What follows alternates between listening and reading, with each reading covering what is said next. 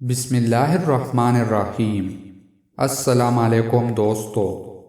جناب رسول اللہ صلی اللہ علیہ وآلہ وسلم نے ارشاد فرمایا، جو شخص مؤذن کی آواز سننے کے وقت یعنی جب وہ اذان دے کر فارغ ہو جائے یہ دعا پڑھے، اشہد ان لا الہ الا اللہ وحدہ لا شریک لہ واشہد ان محمدًا عبدہ ورسولہ، رضیت باللہ ربا وبالاسلام دینا وبمحمد صلی اللہ علیہ وسلم رسولا، تو اس کے گناہ بخش دیے جائیں گے۔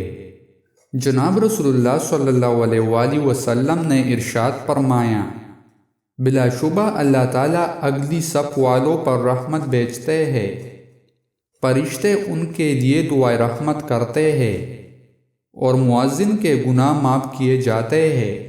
جہاں تک اس کی آواز پہنچتی ہے ہر جاندار و بے جان اس کی آواز کو سنتے ہیں اور اس کی تصدیق کرتے ہیں، اور مؤذن کو ان تمام نمازیوں کے برابر اجر ملتا ہے جنہوں نے اس کے ساتھ نماز پڑھی۔